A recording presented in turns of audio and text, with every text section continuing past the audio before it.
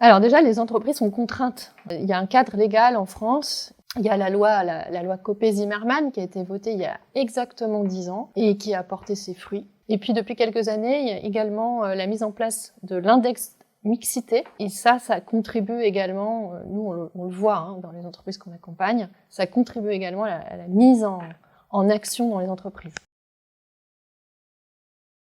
Alors la première action, vraiment le socle essentiel, sinon ça marche pas, c'est que la direction, le top management de l'entreprise soit authentiquement convaincu que la mixité est essentielle, est ancrée dans la stratégie de l'entreprise.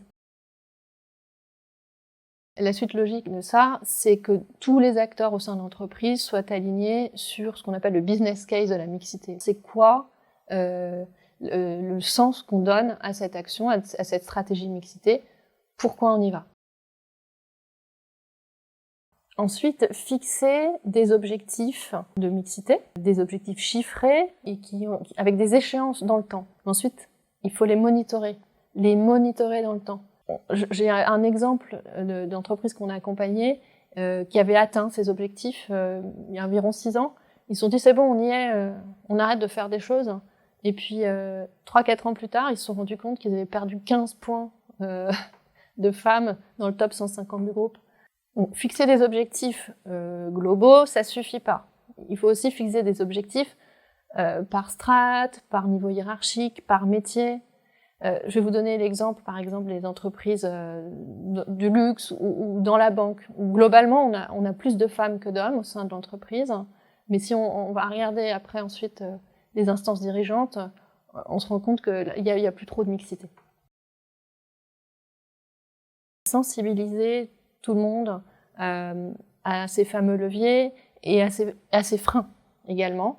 Et je pense notamment aux stéréotypes et aux biais décisionnels qu'ils engendrent, au sexisme, qu'il soit conscient ou inconscient.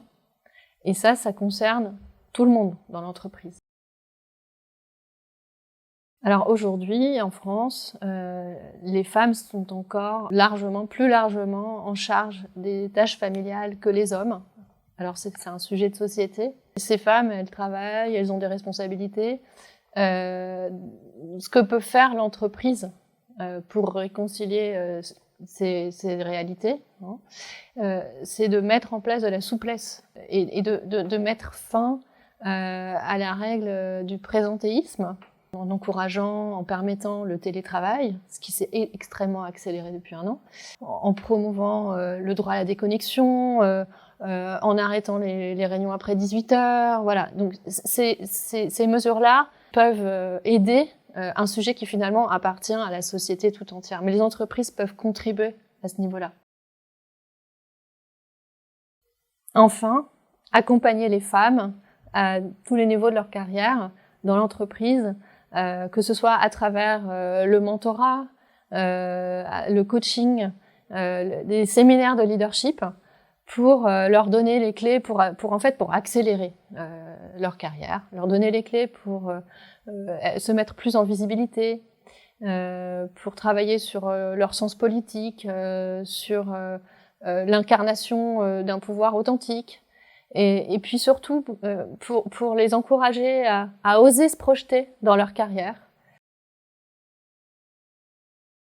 Alors Talentis accompagne depuis 13 ans les entreprises et les organisations sur ces sujets-là, que ce soit au niveau de la sensibilisation de tous les collaborateurs, à commencer par le top management, la mise en place de programmes de mentorat, la formation des mentors, la formation des mentorés, le coaching individuel de talents féminins, bien sûr.